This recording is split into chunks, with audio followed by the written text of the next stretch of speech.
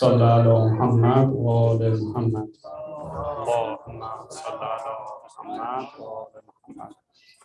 Thank you so much for attending tonight's program and the previous night's program. Inshallah, may your azadari, your mornings be accepted. Before we start, something that I repeat every night, but we'll have some new people or we need reminders, even myself. So let's try to wear masks and wear them properly, covering your nose, right, and mouth, because we don't know, be it if you're vaccinated or not, the new variants, even aside from Delta, there's Lambda as well. So how it can spread and affect us, right? So let's try to wear the mask. If we see people come in and they don't have one, we have masks at the entrance, some at the table, we'll put more. Also, we have hand sanitizers if you want to use it. So there's a likelihood that we'll shake hands. If you can avoid it, great. If you forget, we have hand sanitizers. In terms of in terms of dinner sponsorships, I think we're sponsored almost every night except Wednesday night, as well as the day of Ashura. So if anyone's interested in sponsoring those, please let us know. We ask that you bring in to-go containers or you put them into containers here, such that we could decrease cross-contamination as much as possible. Anything else? In terms of the children, we have some classes and programs for them on the women's side, on the side room. So the children can go there to partake. If you're going to be here, then we ask kids that you can hear me and you know English pretty well, that we're going to ask you to be quiet and listen to the speech. But this goes for everyone, be it man or women. For the men, we have the office on the side if you want to converse. There's a room right there that you can do outside. The weather's kind of good too, so you can make an opportunity of that. For the women, unfortunately, because we had to use the back room for another class, the class was congested. We don't have a space, but we'll see what we can do. But right now, we're kind of limited on space. One other thing I was going to mention is that we tend to kind of sit here. Let's kind of distribute throughout the masjid. We have a lot of places. If we can keep a further distance from one another, that's also recommended. So if you see empty space, come and sit there first instead of crowding one specific area. Same thing with the women. For children or younger individuals, if you see that there's an open space on the ground, go and sit there so the elders can use the seats. Anything else? Farsi, can you say it? My Farsi is not good. Divine Farsi.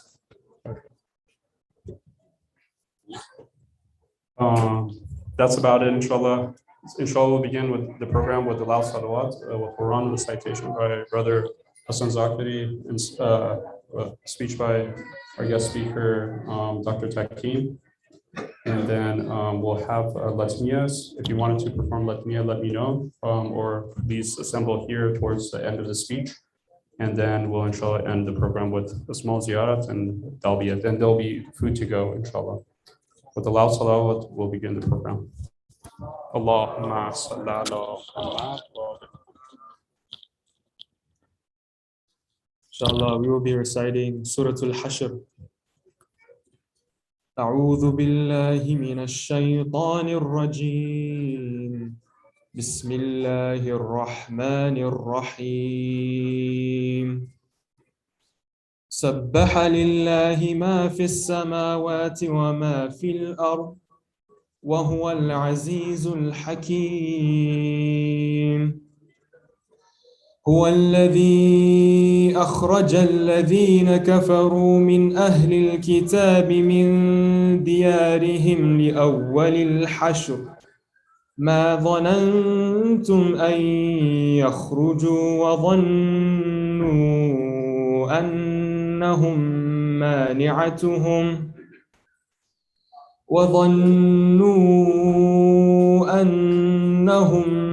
مانعتهم حصونهم من الله فأتاهم الله من حيث لم يحتسبوا وقذف في قلوبهم الرعب يخربون بيوتهم بأيديهم وأيدي المؤمنين فاعتبروا يا أولي الأبصار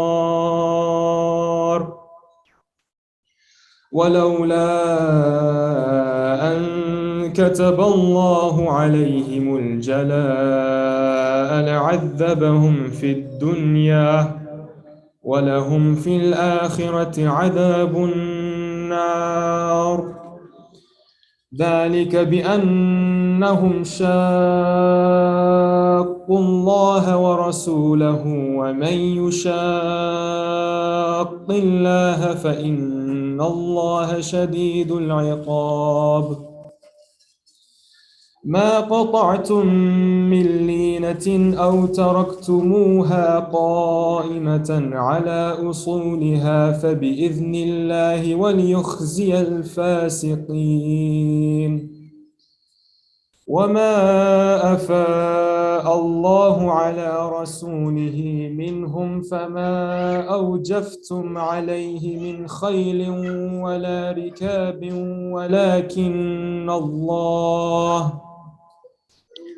ولكن الله يسلط رسوله على من يشاء والله على كل شيء قدير ما أفاء الله على رسوله من أهل القرى فلله وللرسول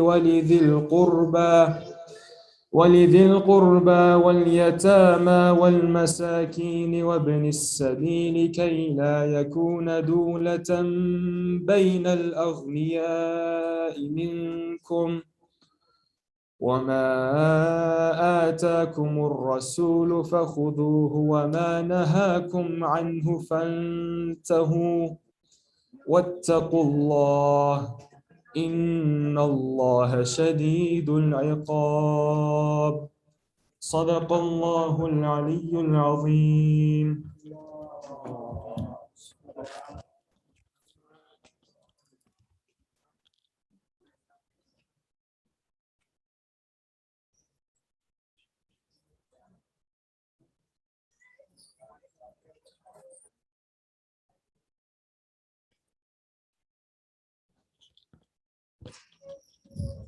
Thank you, Brother Hassan, for the beautiful recitation. Inshallah, we'll continue with the next part of the program with the speech. Inshallah. So with the loud salawat, we would like to bring to the podium Dr. Takim. Allahumma salli ala Muhammad wa ala Muhammad.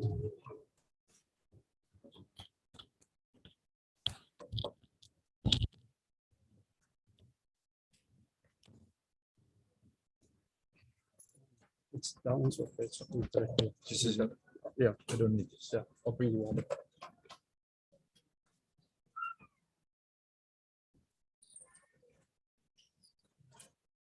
رحم الله من سورة المباركة الفاتحة من قرأ سورة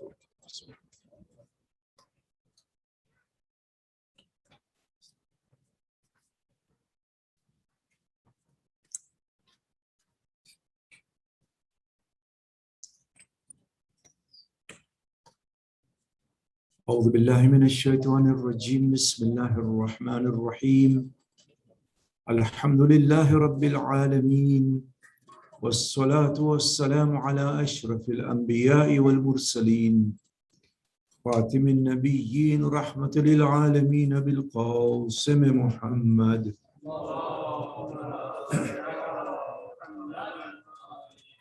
وعلى أهل بيته الطيبين الطاهرين المعصومين المظلومين أما بعد فقد قال الله سبحانه وتعالى في كتابه المجيد وقوله الحق بسم الله الرحمن الرحيم حملته أمه كرها ووضعته كرها وحمله وفصاله 30 شهرا صلوا على محمد وآل محمد.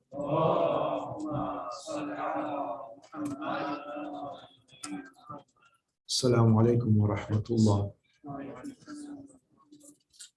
Yesterday I was talking about Islamic fundamentalism and the problems of applying the term, and that many a time it is the West who come up with terms, they make up these terms and apply it to others in order to look down upon them, what we call condescend upon them.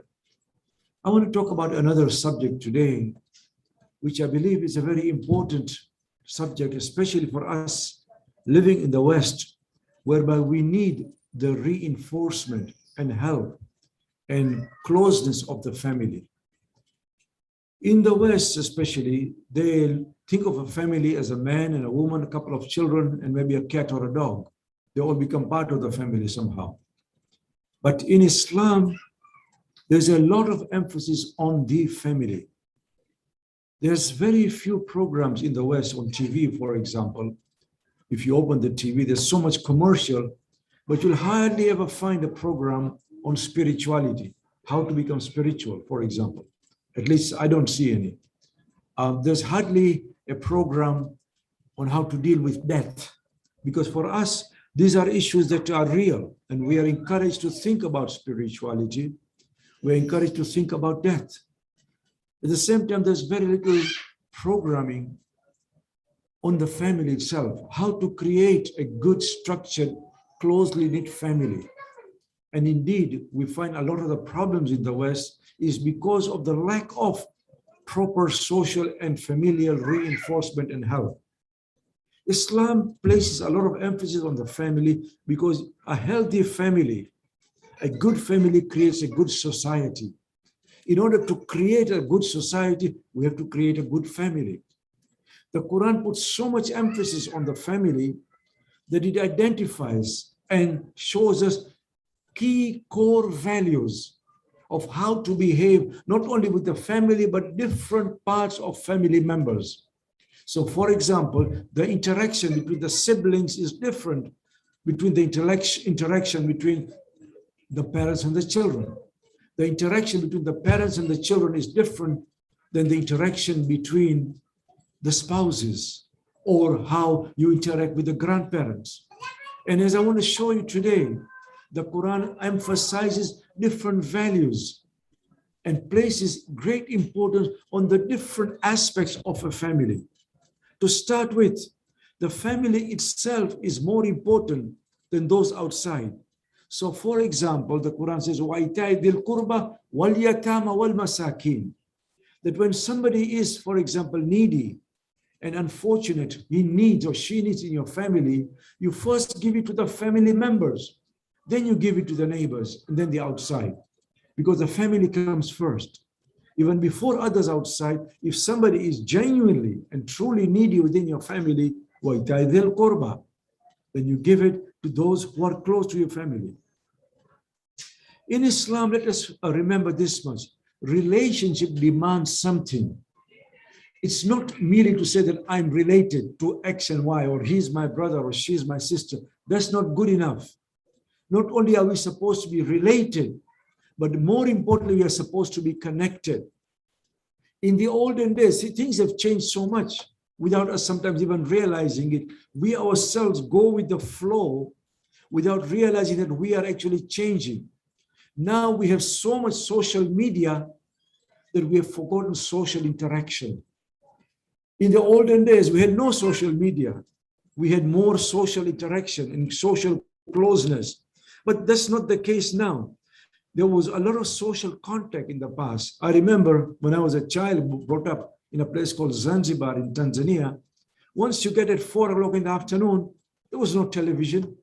Certainly there was no cell phone. We used to have those rotary phones. Do you remember those rotary phones? Yeah. He remembers, Haji remembers from Lebanon, I'm sure. But those were the phones that we used to have. There was no social media at all. What would we do? We would go out and play. We would literally go out and play with our friends and so on. But now, I don't know whether you have experienced it. As a teacher and a professor, I walk in the hallway in my university, right? Going to my class, I see the students waiting outside the class so that the classroom should open, they would go in. But while they are waiting, there's about 10, 15 of them, none of them is talking to each other. What are they all doing? They're all surfing the internet, or I don't know, social media and WhatsApping and so on. And I tell them, I said, what's wrong with you guys? Don't you even talk to each other? No, even if you want to talk to somebody opposite you, you don't talk with them, you Send him a WhatsApp and he's right across you. That's how we have become socially distant, my friend. There is something very special about becoming socially connected, which is that you show the love and the warmth that the WhatsApp and the Viber and whatever you be doing, Instagram and so on, and Facebooks, even books have got faces these days. None of this can actually do. And therefore the Quran says, no, you don't not just related to somebody, you're supposed to be connected with them. Sallu ala Muhammad wa alayhi.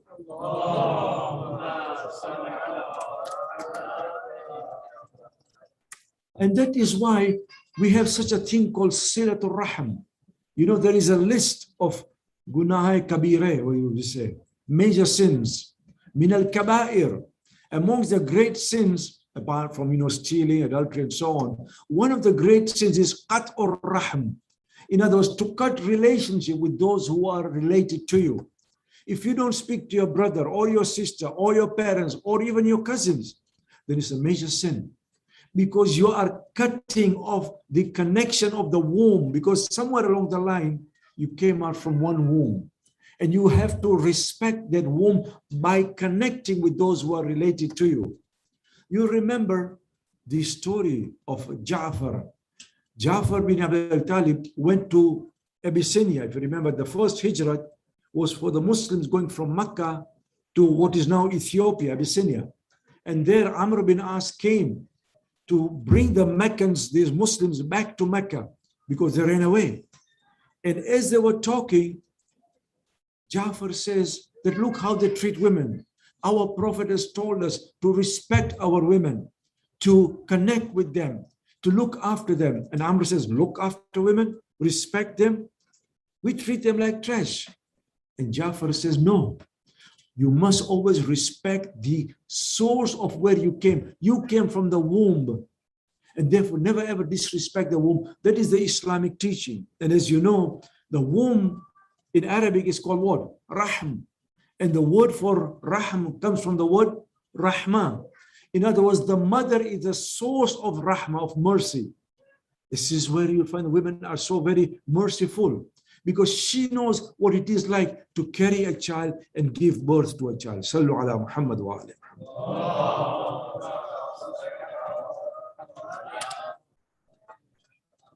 My sisters and brothers, relationship is not only about providing material needs and financial needs. In some houses, especially in the West, the father has become an ATM machine, you know. You only call him or you need him. I know some fathers, the moment the son calls him, the first thing he doesn't ask, how are you, how are things? He says, how much? You know, that's how things have become. And the mother has become, unfortunately, a cook or something like that. But there is a need to have a greater cohesion, greater connection. Relationship is also about moral compasses, my friend. The Quran tells us that there is a need for men and women, children and parents to connect morally, not biologically only. There are many a time when the children go offline, they do things which are improper, the parents are supposed to correct them. Listen to this verse, and this will tell us that this moral compass that I've been talking of so much is connected at different levels. Al-mu'minuna wal-mu'minat ba'dhum awliya'u ba'd. The believing men and the believing women are guardians for each other. They are protecting each other. Men and women are protecting each other. In what way? The Quran says, يَأْمُرُونَ بِالْمَعْرُوفِ وَيَنْهَوْنَ عَنِ الْمُنْكَرِ. They undertake what is right, and they also urge each other for what is right, and they stop each other for what is wrong. In other words, men can do amr bil ma'ruf to women, and certainly women can do amr bil ma'ruf to men. Many a time, you may disagree with me, but I have found that men tend to go offline, off track. Women are far more strong emotionally, by the way. They are far more strong morally. It is the women who put the men straight.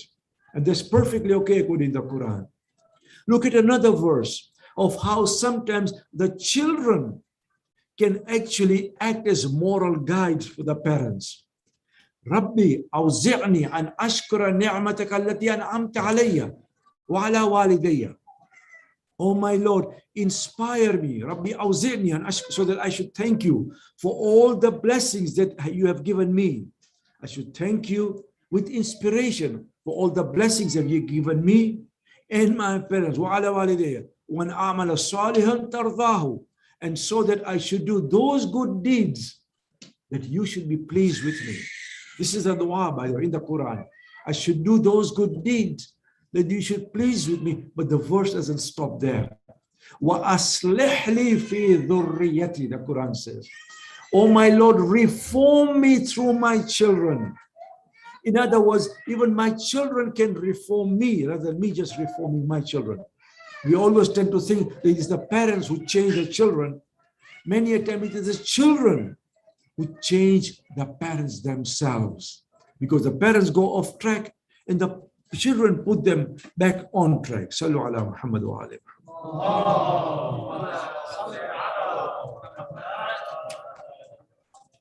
As I said, family values are deeply connected to religious values. And these lessons are coming from the Quran itself. Family values are deeply connected to religious values, to moral values. Listen to this dua again. It's in Surah Al-Furqan, Surah number 25 in the Quran. Rabbana hablana min azwajina wa dhurriyatina qurrata a'yun. Oh my Lord, grant us amongst our spouses and amongst our children those who will delight our eyes. In other words, oh my Lord, help me raise my children, nurture my spouse, such that they delight my eyes. وَاجْعَلْنَا لِلْمُتَّقِينَ إِمَامًا, and make me a muttaqi, an imam for those who have taqwa. Through my children, through my spouse, I should not only have taqwa, but I should be imamul muttaqin, those who actually lead others towards taqwa. There is another lesson coming from the Quran, and you will see that almost everything that I've quoted is coming from the Quran itself, that we should be doing things together with our children. Ibrahim alayhi salam is told, one of the du'as that he recites, Rabbi ij'alni muqima as-salati wa min dhurriyyati. Oh my Lord, make me amongst those who pray to you with my children. Wa dhurriyyati. In other words, you find so many a time a parent is praying, but the children are not. When you pray, make sure that you pray with your children, especially when they are young. If they don't pray with us, who will they pray with? Therefore, we become morally glued, morally bonding, so to speak. Similarly, when Ibrahim builds the Kaaba, as we know that Ibrahim built the Kaaba, but he does not build it himself. According to the Quran, he builds it with who? With Ismail. In other words, when you do something, do it with your children, not apart from the children. Many a time I find that our houses have become what we call in our language Musafir Khane. You know Musafir Khane? A place where Musafir lives. In other words, we have one roof, but the family is leading very separate lives. There is no connection between them. And therefore we find that when Allah tells Ibrahim, Inni ja'iluka linnasi imama, I'm going to make you an imam for the people. This is Ibrahim being told by who? By Allah. That I'm going to make you an imam for the people. What is the first thing that Ibrahim says? وَمِن ذُرِّيَّتِي. How about my dhurriyyah? In other words, there is a deep connection between Ibrahim and his dhurriyyah and his family also. There is, when it comes to the spouses, as I said, the Quran talks of different levels of connection and core values. When it comes to the spouses, well, let me ask you this first of all. The ladies might want to hear this. Who should brew the coffee in the morning? The husband or the wife? Who? When I asked this last week in Toronto, who should brew the coffee? Somebody said Starbucks, huh? Not Starbucks. In the home I'm talking about. Who should brew the coffee? The husband or the wife? Well, the answer is there in the Bible, actually, not in the Quran. Because the Bible says Hebrews. Hebrews It doesn't say Hebrews, huh? See, it takes a long time for you people to get my jokes. But the Bible does says Hebrews, the Hebrews, you know. It doesn't say Hebrews. So therefore, it is the he who should brew the coffee. However, that's only a joke. Seriously though, when it comes to the relationship between the man and the woman, وَمِنْ آيَاتِهِ أَنْ خَلَقَ لَكُمْ مِنْ أَنفُسِكُمْ أَزْوَاجًا لِتَسْكُنُوا إِلَيْهَا. Amongst the signs of God is that he has created a spouse amongst you so that you may live with them. In other words, you have a spouse, so you may live with a spouse. وَجَعَلَ بَيْنَكُمْ مَوَدَّةً وَرَحْمَةً. But in order to live with your spouse, Allah has put something very special between you. Mawadda and rahmah. Affectionate and mercy. If you cannot show mercy and love to your own spouse, who can you do it to then? The first person that you should show love and affection is to your spouse. And I say your spouse, meaning both ways. Men should show it to the wife, and the wife should show it to the husband also. It works both ways. And that's why, by the way, I know a lot of you are from Afghanistan, some of you from Iran, some of you from Pakistan. What do you call your spouse in Urdu or in Farsi? Chimiki. Hamsar, right? What is Hamsar? Somebody who you share a head with, literally, because a neighbor is called Hamsaye, somebody who you share a shadow with. We can even share a driveway with our Hamsaye, let alone a shadow. But we are supposed to share a head. In other words, the two, the husband and the wife, are supposed to be so close that they are actually co-head, if you like. They share the same head. But unfortunately, that doesn't always work out. The Quran says very clearly, there is no question of superiority or inferiority of one over the other. It is only in the words that we talk of, who is better, the husband or the wife. The Quran doesn't talk of superiority or inferiority. It talks of complementarity, that you are complementary to each other. Hunna libasul lakum wa antum libasul lahunna. They, that is your wives, are clothing for you. And you, the husband, is a clothing for the wife. What do clothes do? Why is the Quran using the example of clothes? Because clothes give us shelter. They give us comfort. They protect us. This is what the husband and the wife are supposed to do to each other. Many a time we live with our spouses for so long that we forget those three-letter words. I love you. There is nothing wrong to share those words. In fact, it is very, very meritorious and thawab to tell your spouse how much you love him or her. Sallu ala Muhammad wa ala.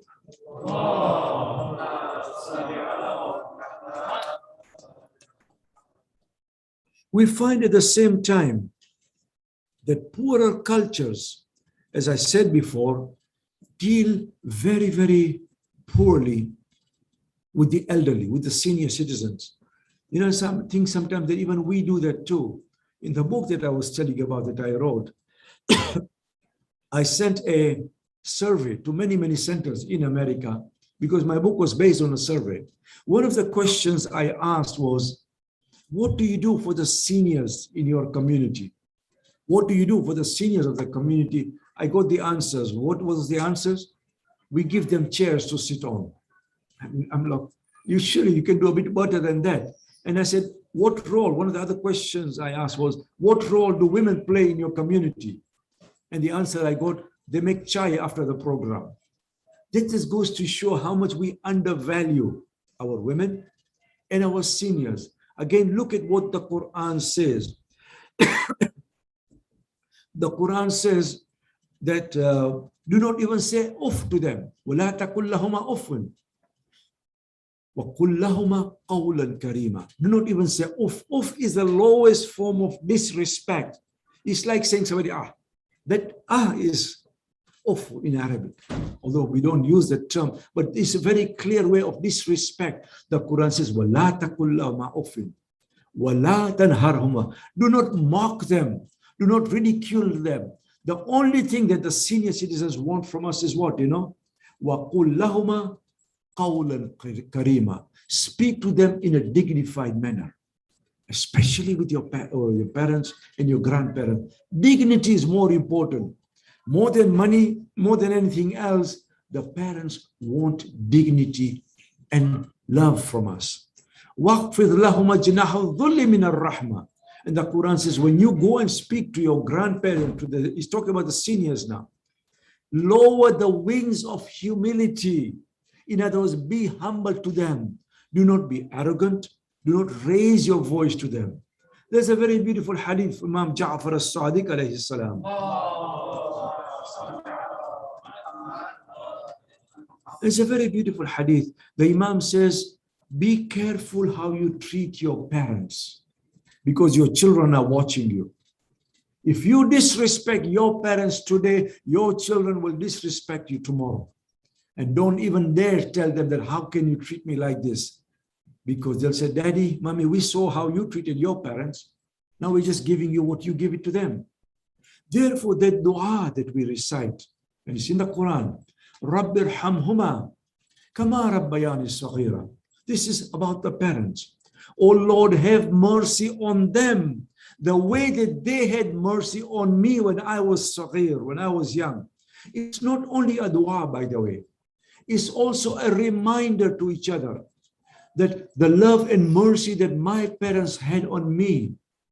And therefore, وَقَضَى رَبُّكَ أَلَّا تَعْبُدُ إِلَّا إِيَّهُ وَبِالْوَالِدَيْنَ إِحْسَانًا. Your Lord has decreed, yet you will worship only Him.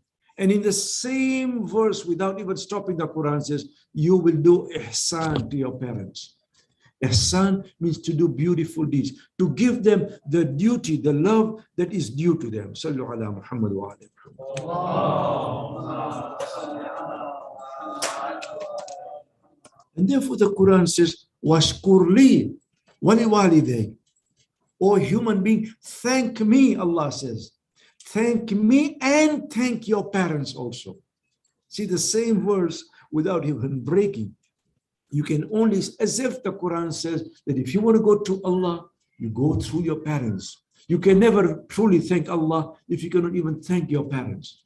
This particular hadith is one of my very favorite hadith. I may have recited it here before. If you've heard it, please excuse me, but I find it so very inspiring. It shows to us how we are supposed to treat our parents. Family relationships, my sisters and brothers, are extremely important. The story is of a person called Zakaria bin Ibrahim. Zakaria is a Christian living in Kufa, but he converts to Islam. He becomes a Muslim. How does he become a Muslim? By reading the Quran. He reads the Quran, and because of the Quran, he becomes a Muslim. But his parents are still Christians. His mother is blind. Zakaria goes to Mecca for Hajj. Imam Ja'far as-Sadiq alayhi salam hears that Zakaria is here and he has become a Muslim. The Imam calls him, says, Zakaria, what made you a Muslim? What brought you to Islam? And Zakaria says, as a Christian, I used to read the Quran. And I came across this verse, وَمَا كُنْتَ تَدْرِي مَا الْكِتَابُ وَلَا الْإِيمَانِ وَلَكِنْ جَعَلْنَاهُ نُورًا نَهْدِي بِهِ مَنْ نَشَاءُ مِنْ عِبَادِنَا. You did not know what was the book. You did not know what was the faith.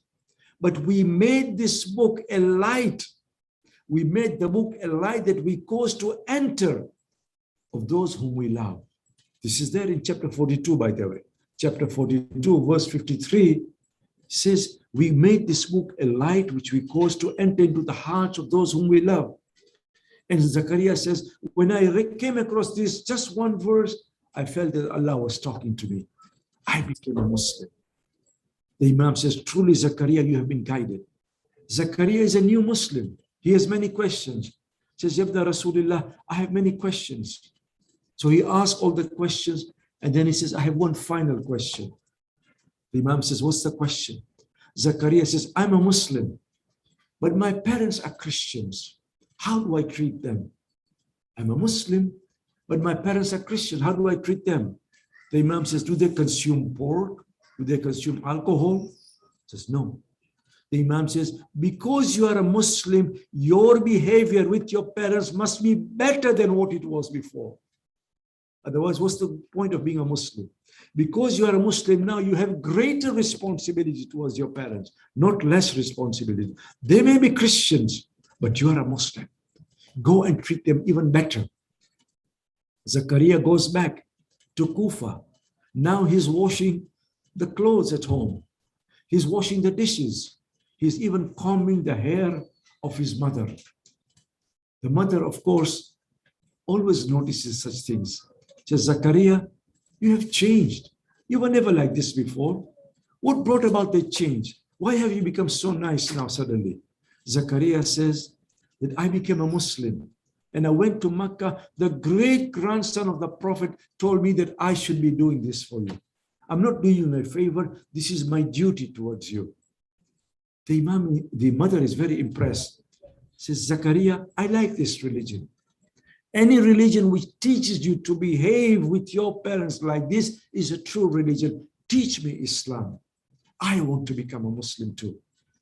Zakaria does a talqeen. Talqeen is not only there for those who die, by the way. Talqeen literally means to dictate. Zakaria dictates Islam to the mother. The mother converts, and according to Kulaini, that very night, she passes away. But she passes away as a Muslimah.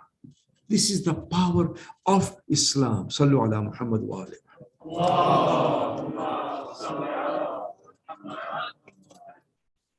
What is interesting is, even though the Quran says, وَبِالْوَالِدَيْنَ إِحْسَانًا, it emphasizes the mother more than the father. وَوَصَّيْنَا الْإِنسَانَ بِوَالِدَيْنِ إِحْسَانًا. Chapter 46, the Quran says that we have asked human beings to do ihsan to his parents, to do good to his parents. And suddenly, even though both parents are being addressed, the Quran changes to the mother, because the mother is far more important than the father. Why? Because it explains, حَمَلَتْهُ أُمُّهُ كُرْهًا وَوَضَعَتْهُ كُرْهًا.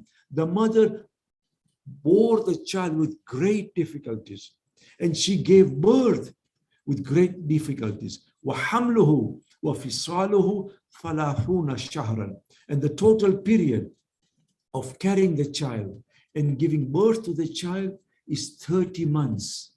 Why is the Quran emphasizing that? Because we, the men, we never know what it's like to carry a child. We never know what it's like to give birth to the child. But the Quran does know. And it's trying to tell us the difficulties that the mother goes through. And therefore, suddenly it moves from addressing both parents to emphasizing the mother. We never realize what it means to be a mother. And therefore, it's the great emphasis on the mother itself.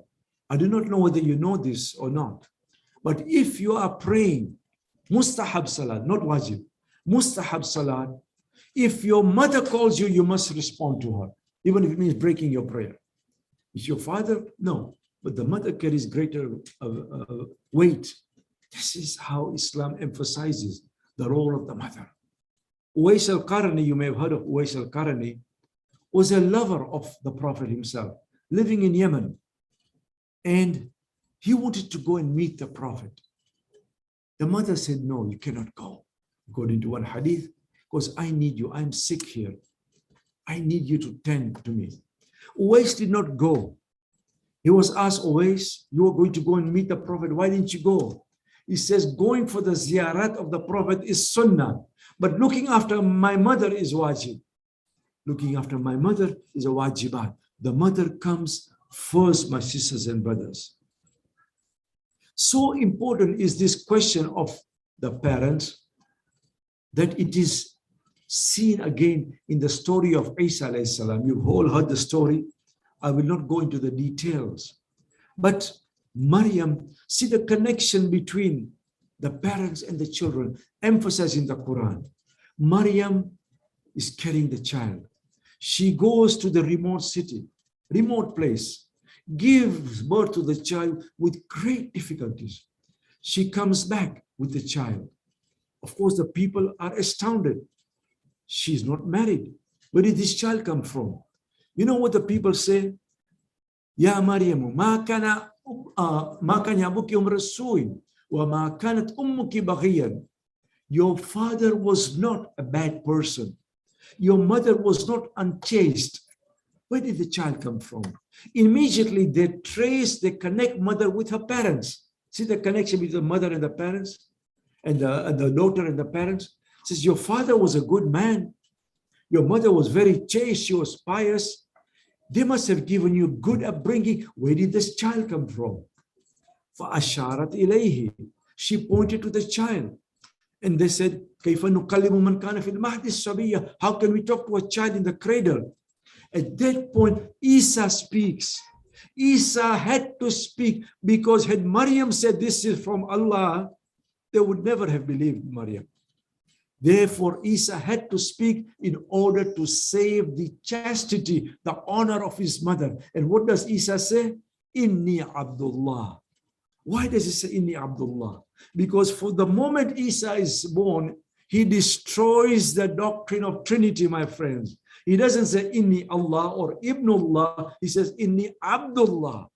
I am not God. I'm not the son of God. I'm the servant of Allah. Atani al-kitaba waj'alani nabiyya. And then he continues, says, wa awsani bis salati was zakati ma dumtu hayya. He has asked me to pray and give the zakat for as long as I'm alive. Wa birrin bi walidati.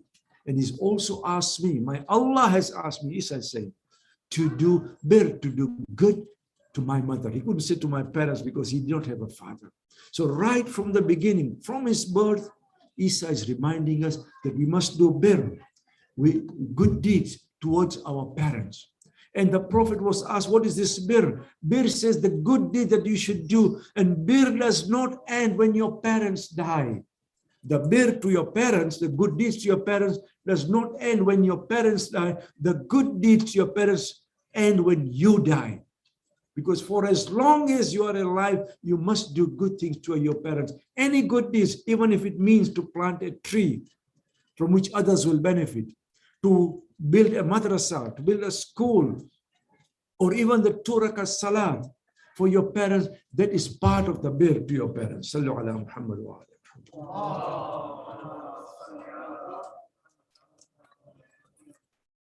Sisters and brothers, I'm almost running out of time. But just to 1 or 2 more points before I finish, that we always talk about the rights of the mother, and there's no doubt that the mother has greater rights than the father. But also the father has a right. He's not just an ATM machine. Because according to Imam Zain al-Abidin alayhi salam, he is the root. He's talking to the son now. The father is the root, the son is the branch. The origins of blessings, the Imam reminds us, is the father. Many a time we like to think that I'm the one, I got all my successes because of me. I did this, I did that. But the origins of the blessing is who? The parents, and especially the father. It is through my father, because he toiled so much that I got the degree that I have. In other words, the parents are the roots of the blessings. Imam Zain al-Abidin tells us, when he talks about the rights of the father, says the right of the father over the son is this, and listen for this to the youngsters I'm talking of. You cannot call the father by his name.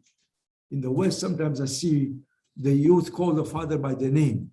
So much so that the Imam says, do not walk in front of your father. As a child, I was told, always walk behind your father, not in front of your father. If he walks in, if you are seated, you stand up in front of him and do not do anything which will ruin his reputation. Why? Because it is the du'as of the parents that make us or they break us. Do not even sit before he sits. These are the etiquettes that many a time, unfortunately, living in this consumerist society, we have forgotten. As I was saying earlier, you open the TV, they never tell you the rights of the parents. They never tell you how to look after your children and so on. But these are the etiquettes that we as Muslims need to remind ourselves continuously. Sallu ala Muhammad wa ala Muhammad.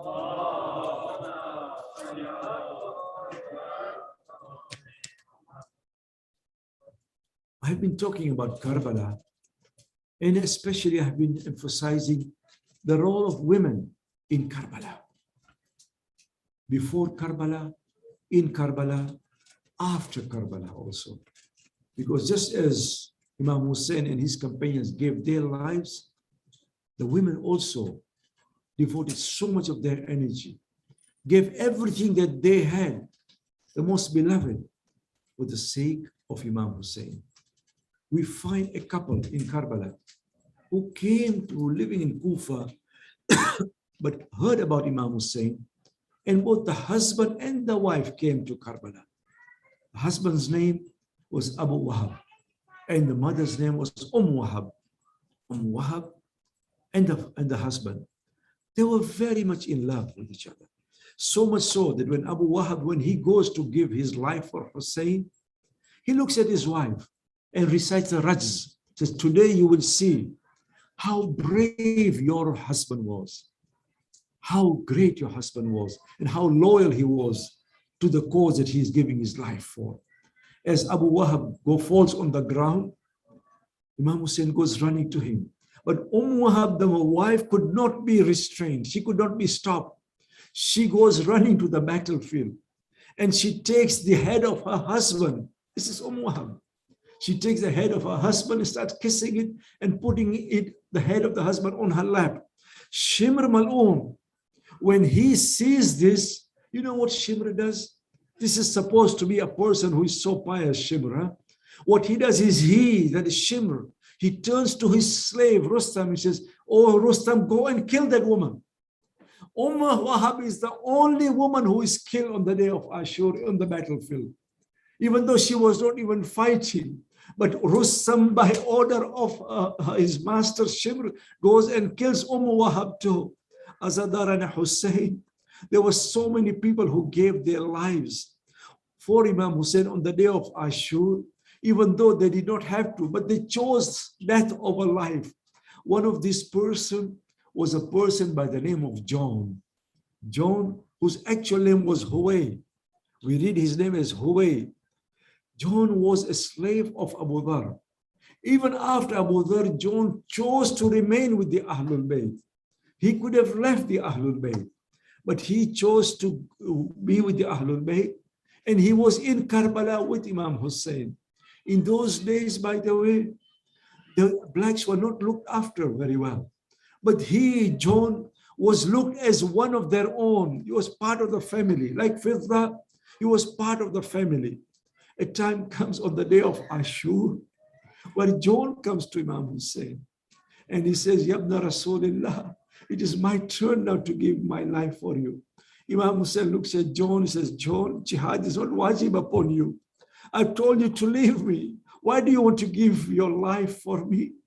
John says, Mawla, my whole life I've spent with you. How can I leave you now?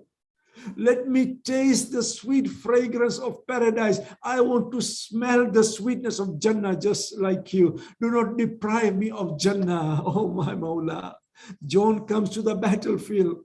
He fights a very noble battle, kills so many of the enemies. A time comes when John comes down on the ground. Assalamu alayka ya Mawla. Oh my Mawla, accept my salam. Hussein goes running into John. Look at Imam Hussein. What does he do? He puts his cheek next to the cheek of John. Oh John, I give you the glad tidings of Jannah. You can smell the sweet fragrance of Jannah. Azadar and Hussein, one more person who is so dear to Imam Hussein. This person used to live in Kufa. He was a hafiz of the Quran.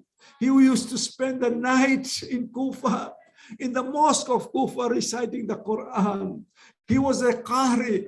He knew the Quran by heart. The Quran was living in his heart. Who was this person? Habib ibn Madahir. Habib was a childhood friend of Imam Hussein. One of the first persons to give bay'ah to Muslim ibn Aqil was this Habib ibn Madahir. Habib urged the people to give bay'ah to Muslim ibn Aqil. Even though Kufa was surrounded, when Habib heard that Hussein was now in Karbala, in the middle of the night, Habib could not be restrained or stopped. He leaves Kufa to go towards Karbala. And Habib comes to Karbala when Zainab, Hears that Habib has come to join Hussein. Zainab sends a special greeting. Oh Habib, everybody is deserting us now. You are one of the very few have joined us. Assalamu alayka ya Habib from Zainab. Habib ibn Madahir, his own tribes, the Banu Asad were very close to Karbala. Habib goes to Imam Hussein, says, Yabna Rasulillah, let me go and speak to my people. Maybe they will come and help us. That is why Habib ibn Madahir is buried separately from the other shuhada in Karbala. The tribesmen, the Banu Asad said, yes, we will help you. But as they are about to join Imam Hussein, Umar ibn Sa'd sends a whole army to stop the Banu Asad from joining Imam Hussein. Azadarane Hussein, Habib and Hussein are very close to each other. So much so that when Imam Hussein says at the time of Dhuhr, tell the people to stop fighting because Hussein wants to pray. Shimr Mal'un comes up and he says, Salatul Hussein la tuqbal. The prayers of Hussein will not be accepted. Habib stands up and says, Shimr, you think that your prayers will be accepted and the prayers of Hussein will not be accepted. A time comes when Habib can no longer be stopped. He comes to Hussein. Both of them are 57 years old. Habib says, Yabna Rasulillah, oh my friend, the time has now come for me to go. Hussein looks at Habib. He says, oh my friend, how can I let you go? Hussein and Habib hug each other now. They embrace for the final time. As Habib is going to the battlefield, Hussein says, Rahimakallahu ya Habib. Ya Sheikh, Rahimakallah, may Allah have mercy on you. If only these people knew who they are about to kill, who they are about to fight. Habib goes to the battlefield. He fights a noble battle until a time comes when he falls on the ground. Hussein goes running to him. Habib is killed. The people, they start celebrating because Habib was so brave. He was such a stature. The enemy actually, they are celebrating the death of Habib. Hazadarane Hussein. There is one anecdote that I want to tell you and I will be finished. When the Kafilah reached Kufa and all the heads were brought to Kufa, there was one person who took the head of Habib. He took the head of Habib and he started going around the streets of Kufa with the head of Habib. This Mal'un noticed that there was a child going after him. Wherever he went, there was a child who was going behind him with the head of Habib. The Mal'un says, why do you keep coming after me? He says, don't you know that is my father's head that you are carrying? This is Habib ibn Madahir, sir. ألا لعنة الله للقوم الظالمين سيعلم الذين ظلموا أي منقلب إنا لله وإنا إليه راجعون مات الحسين.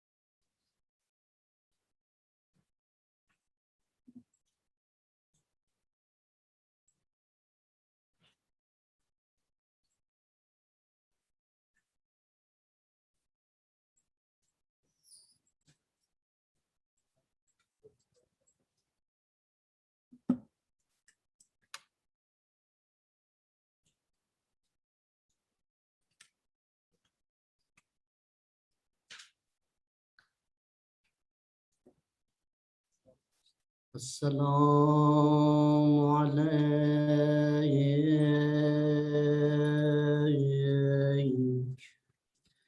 يا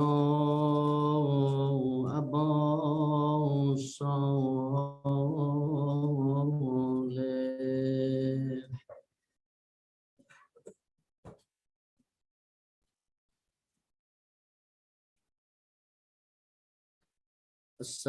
السلام عليك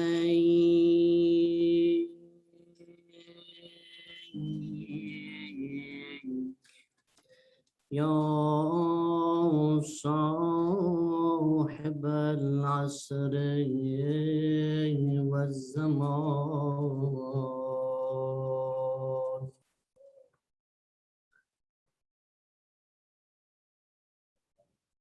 به حضرت مهدی عجل الله تعالی فرجه الشریف که تنها حجت معصوم در عالم امکانند عرض احترام و ادب می کنیم و سلام میدیم.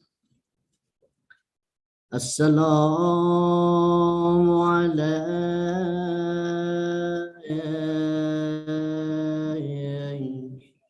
یا ابا صالح.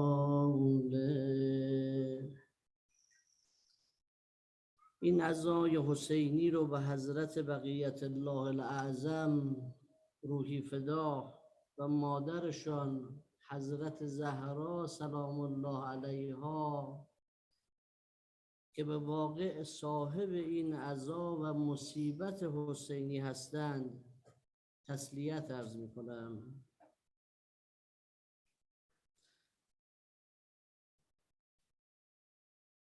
ای نگار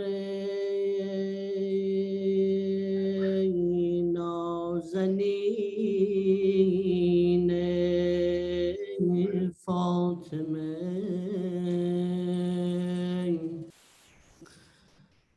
ای نگار نازنین فاطمه، یادگار آخرین فاطمه. نام زهرا بهر قرآن شد نگین، نام تو نقش نگین فاطمه. نام زهرا بهر قرآن شد نگین، نام تو نقش نگین فاطمه. یا ابن الحسن یا صاحب الزمان، آجرك الله لمصيبة جدك الحسين سلام الله عليه. حالا همگی دلا رو ببریم سوی کربلای حسین، همه با هم سلام بدیم به ابا عبدالله. السلام علیک یا ابا عبدالله و علی الارواح التي حلت بفنائك، عليك مني سلام الله أبدا ما بقيت وبقي الليل والنهار، ولا جعله الله آخر العهد مني لزیارتکم. همه با هم السلام علی الحسین و علی علی ابن الحسین. السلام علی الحسین وعلى علي بن حسين وعلى أولاد الحسين وعلى أصحاب الحسين وعلى أصحاب الحسين اگر کورایم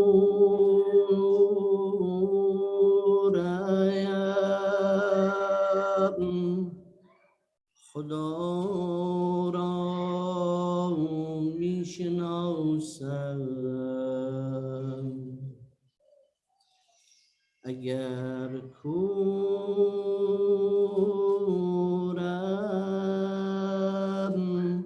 خدا را میشناسم محمد آن نبی را میشناسم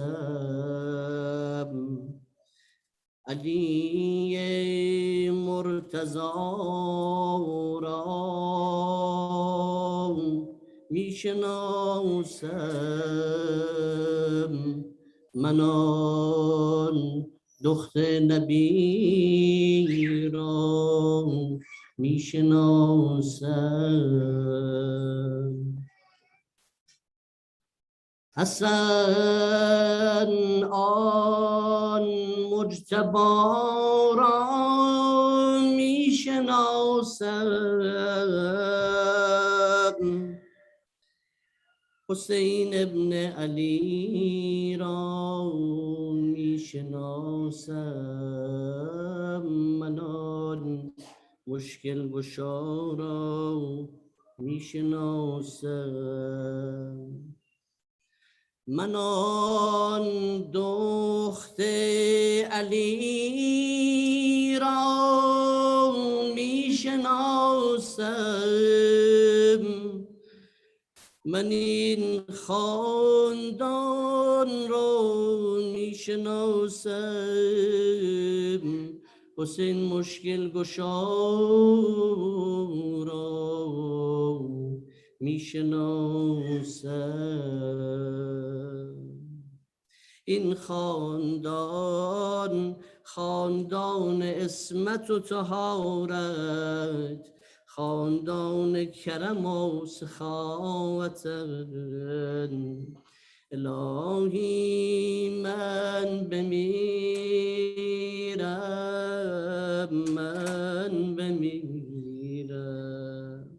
عصر عاشورا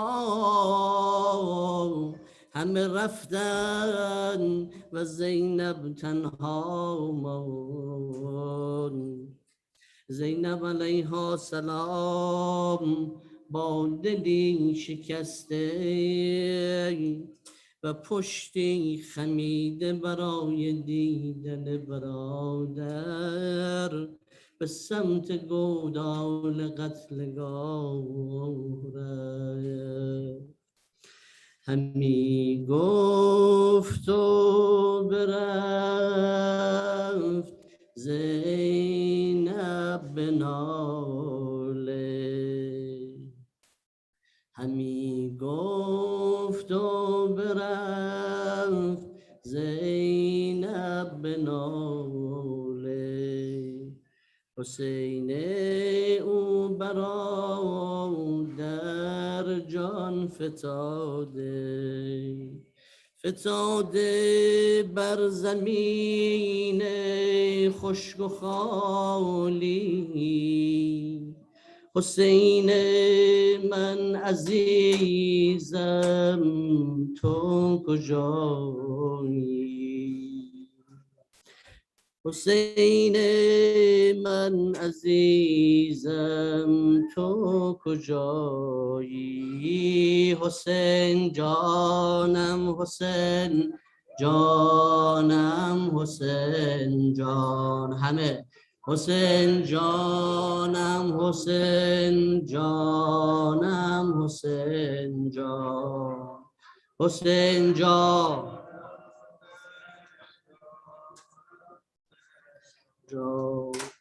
گلی گم کردم می جویم او را به هر گل میرسم می بویم او را گل من یک نشانی در بدن داشت یکی پیراهن کهنه به تن داشت اگر پیدا کنم زیبا گلم را به آب دیدگان می شویم او را حسین جانم حسین جانم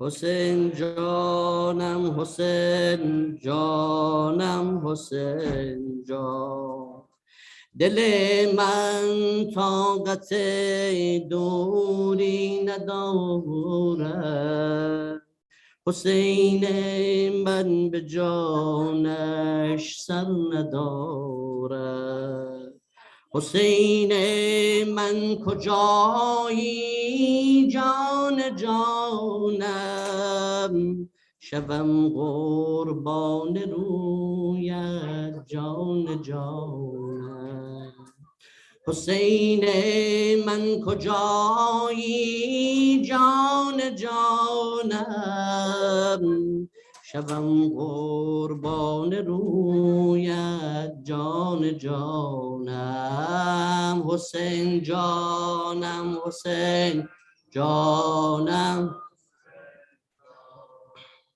حسین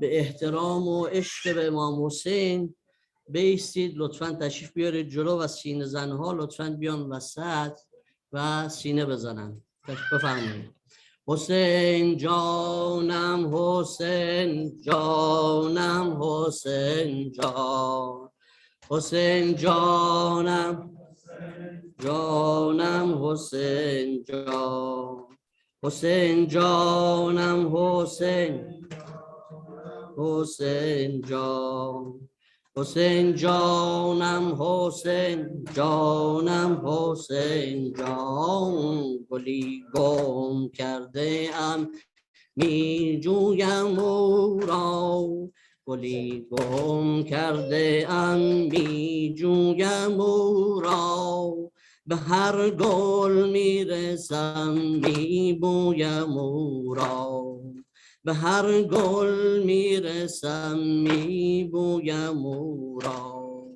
گل من یک نشانی در بدن داشت گل من یک نشانی در بدن داشت یکی پیراهن کهنه به تن داشت یکی پیراهن کهنه به تن داشت اگر پیدا کنم زیبا گلم را اگر پیدا کنم زیبا گلم را به آب دیدگان می شویم او را به آب دیدگان می شویم او را حسین جانم حسین جانم حسین حسین جانم جانم حسین جان گل گم کرده ات خواهر منم من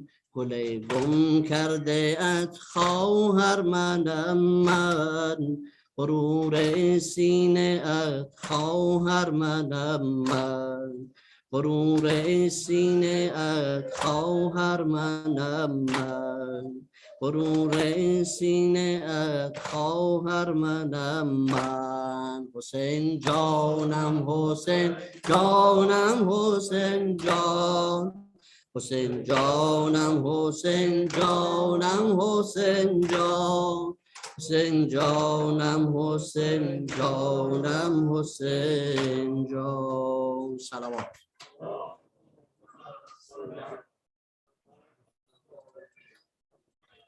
وای وای وای وای وای بابا بابا بابا وای وای وای وای وای بابا بابا بابا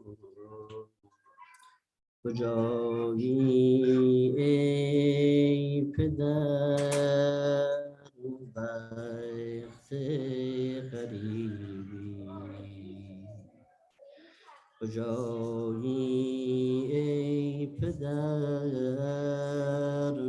وقت اسیری زبان حال حضرت رقیه با پدر و ادامه و در ادامه پاسخ حضرت ابا عبدالله وای بابا بابا بابا کجایی ای پدر وقت غریبی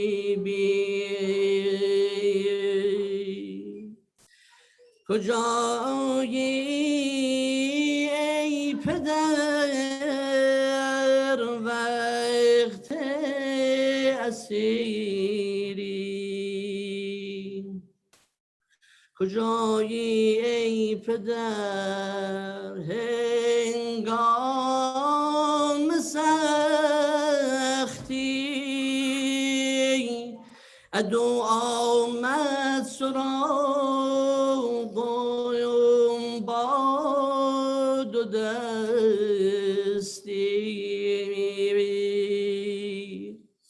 عدو آمد هلاکم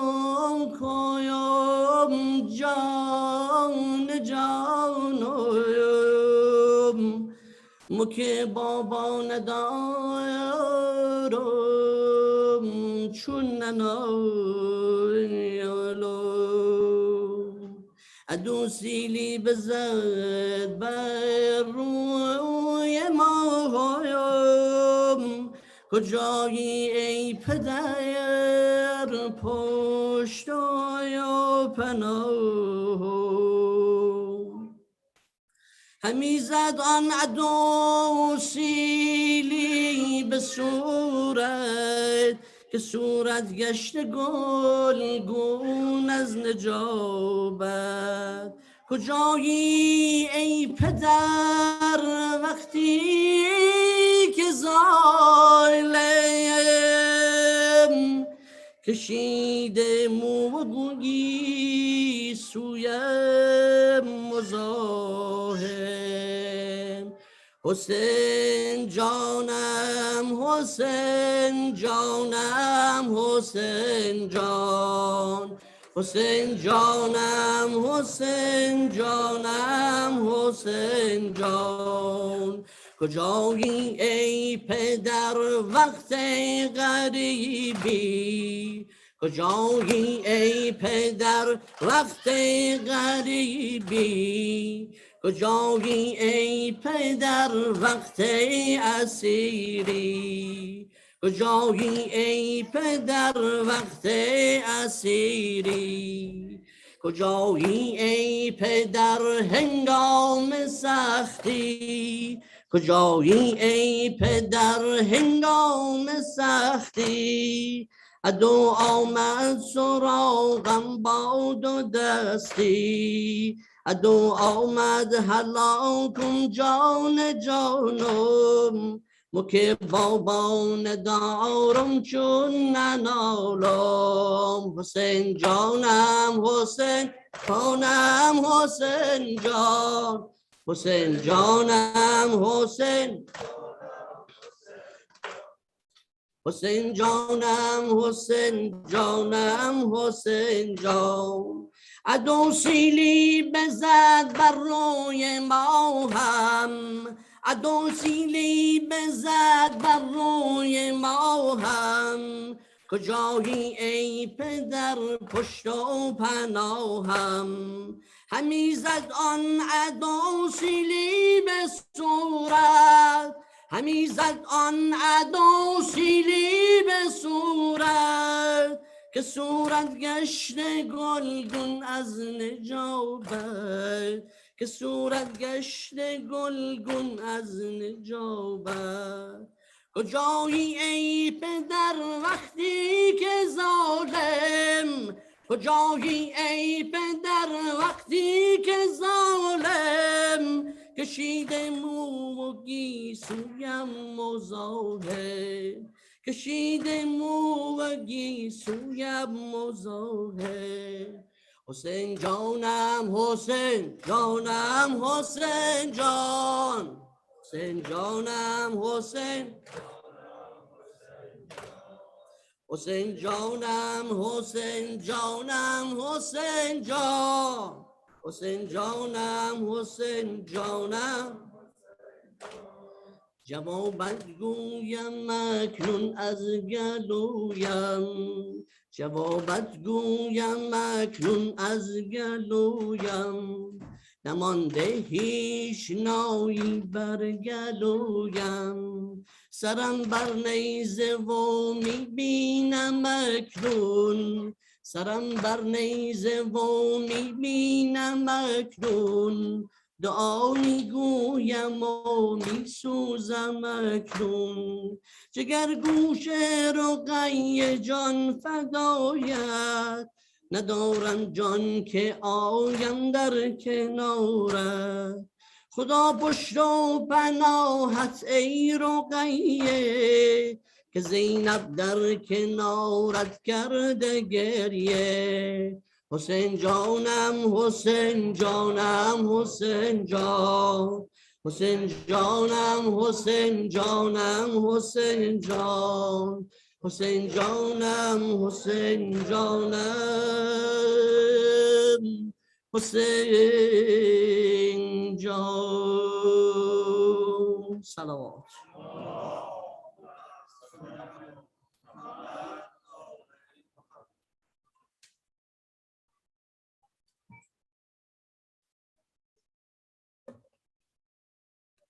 سلام علیکم ادامه میدین یا دعا کنیم؟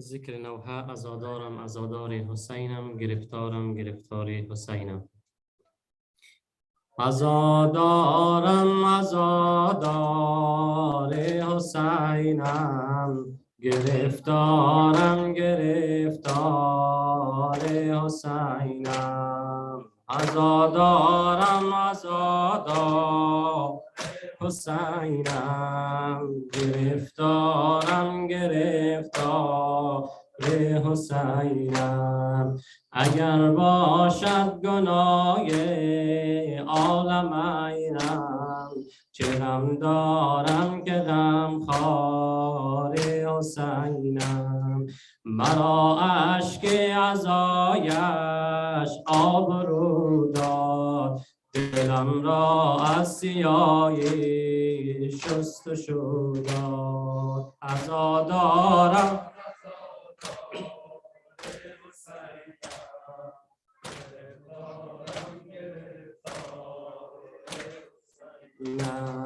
نمک پرورده این خاندانم نمک پرورده این خاندانم بجز این دردی دیگر ندارم خوشا بر من که دل دارم حسین است به محشر یاور و یارم حسین است عزادارم عزادار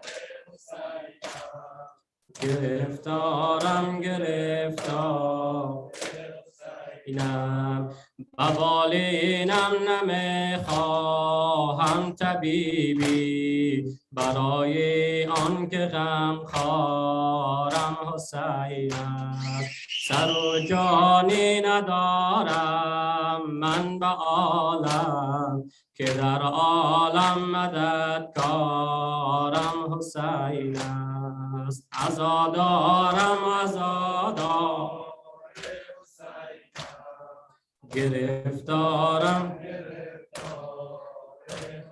اینم به بازار عمل با دست خالی منو میری تو یا مولا المبالی بدم اما شما را دوست دارم همین باشد مدال افتخارم عزادارم گرفتارم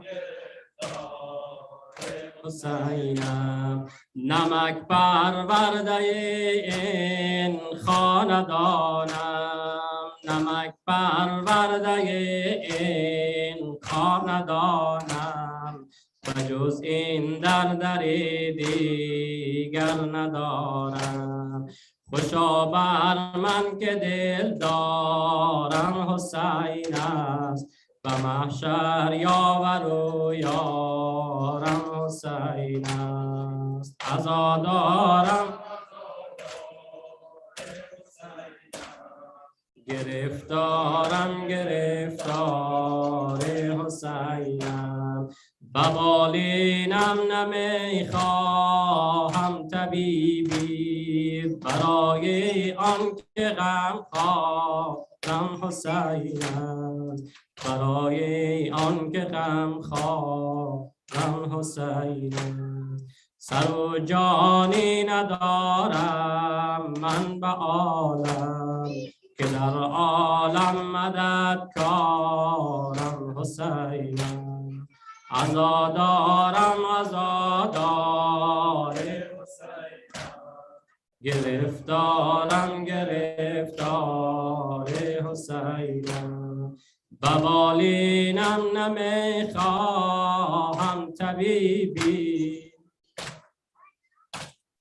ببالینم نمیخواهم طبیبی برای آن که غم خارم حسین است سر و جانی ندارم من به عالم که در عالم مددکارم حسین است عزادارم عزادار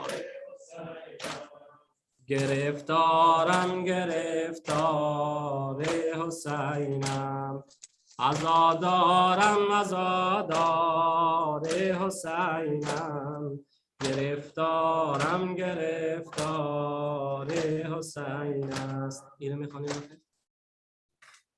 ای کاش و شبی را من بین الحرمین باشم مهمان ابوالفضل و مهمان حسین باشم ای کاش و شبی من بین الحرمین باشم مهمان ابوالفضل و مهمان حسین باشم یا رب تو بده توفیق تا این تبی در عمرم تا یک شبی در عمرم دربان ابوالفضل و دربان حسین باشم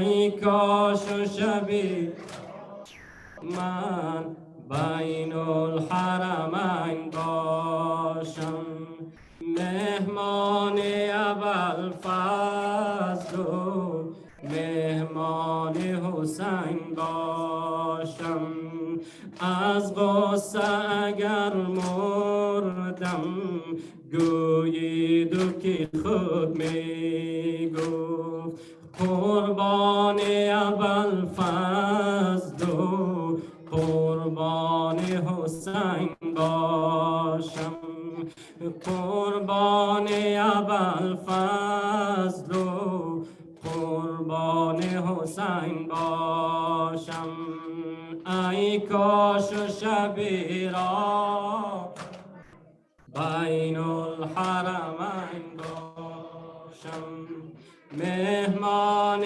ابوالفضل و حسین باشم در کنج حرم تنها در کنج حرم تنها بنشسته بسد غوغا گریان ابوالفضل و گریان حسین باشم ای کاش و شبی را من بین الحرمین باشم مهمان ابوالفضل و مهمان حسین باشم در تلخی جان کندن در تلخی جان کندن از ذات خداوندی از ذات خداوندی خواهان ابوالفضل و خواهان حسین باشم ای کاش و شبی من بین الحرمین باشم مهمان ابوالفضل و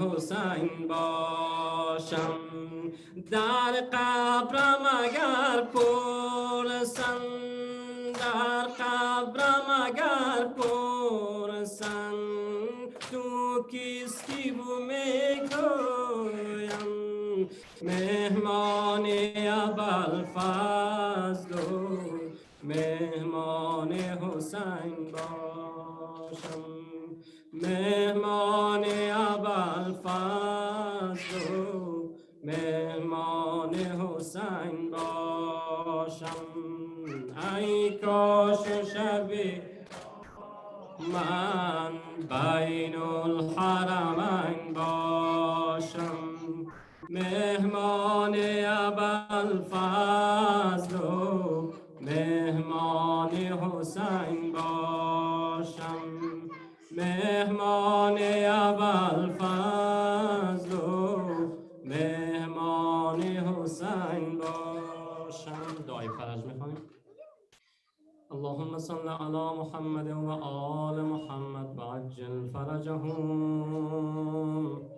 بسم الله الرحمن الرحیم اللهم كل ولي الحجة ابن الحسن صلواتك عليه وعلى آبائه في هذه الساعة وفي كل وليا وحافظا وقائدا وناصرا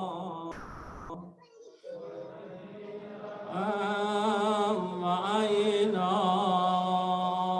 حتى تسكنه أرضك طوعا وتمتعه طويلا برحمتك يا